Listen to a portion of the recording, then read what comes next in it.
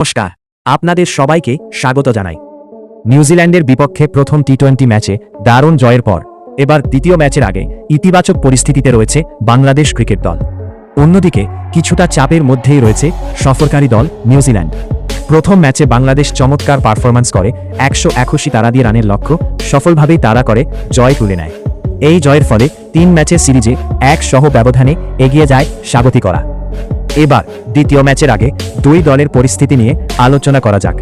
বাংলাদেশ দলের জন্য ইতিবাচক দিক হল দলের ব্যাটিং ইউনিট ভালো ছন্দে রয়েছে।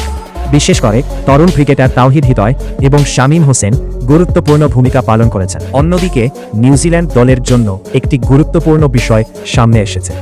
দলের অভিজ্ঞ ক্রিকেটার এবং নেতৃত্বের দায়িত্বে থাকা টম ল্যাথম অনুশীলনের সময় চোট পাওয়ার কারণে প্রথম ম্যাচে খেলতে পারেননি।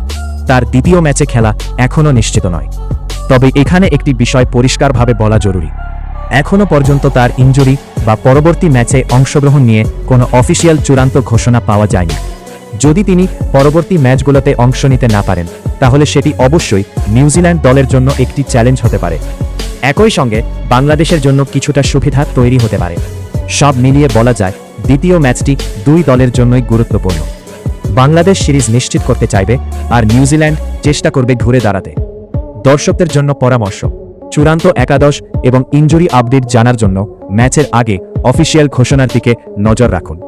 ভিডিওটি ভালো লাগলে লাইক, শেয়ার এবং সাবস্ক্রাইব করতে ভুলবেন না।